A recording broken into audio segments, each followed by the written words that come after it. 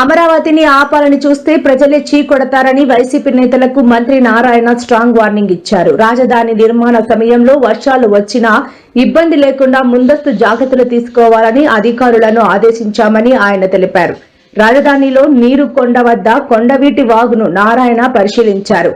ఈ సందర్భంగా మంత్రి నారాయణ మాట్లాడుతూ కొండవీటి వాగు వద్ద సమస్య ఏంటో తెలుసుకోకుండా కావాలని కొంతమంది దుష్ప్రచారం చేశారని మండిపడ్డారు. నిజాలు తెలుసుకోకుండా పనిగట్టుకుని దుష్ప్రచారం చేయటం సరికాదన్నారు.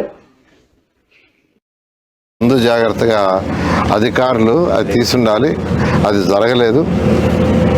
అందువల్ల యాక్చువల్గా ఈ చిన్న ఇబ్బంది వచ్చింది. అంతేగాని అమరావతి మునిగిపోద్ది, అది పోద్ది, ఇది పోద్ది అని అప్రచారం చేయటం తప్పు. ఏదైనా ఉంటే రండి, వచ్చి చూడండి అసలు ఏంది. ఇప్పుడు యాక్చువల్గా బైపాస్ చేశారు, మొత్తం నీళ్ళు వెళ్ళిపోయినాయి.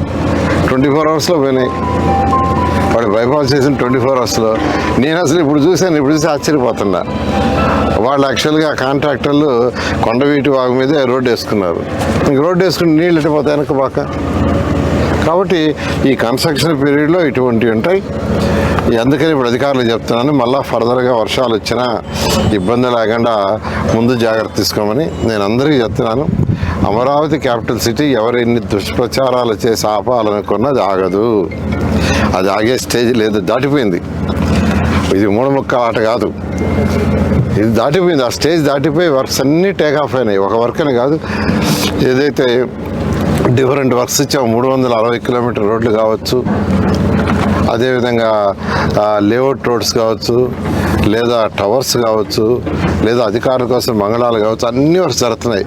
అధికారుల కోసం మంగళాలు అయితే 4000లో ఒక 250 ఎంతో ఫినిష్ కాకపోవచ్చు. మిగతా అన్నీ కూడా 31 మార్చి లోపల అధికారులకు కూడా హ్యాండ్ ఓవర్ చేయడం జరుగుతుంది. 1.5 yearలో ట్రంక్ రోడ్స్ పూర్తవుతాయి.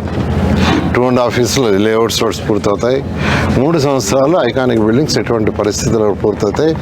దీని మీద దుష్ప్రచారం చేస్తూ మీరు పోతే తర్వాత ప్రజలు మిమ్మల్ని చీకొట్టుకుంటారు. ఎందుకంటే మేము ఇన్నిసార్లు చెప్తున్నాం, 3 సంవత్సరాల లోపల అమరావతి కంప్లీట్ చేస్తామని. కంప్లీట్ చేస్తాం. చాలా చక్కటి ప్లాన్ ఇది. నెదర్లాండ్స్ వాళ్ళ దగ్గర డిజైన్ చేయించాం. ఇది ఈ యొక్క డ్రైన్స్.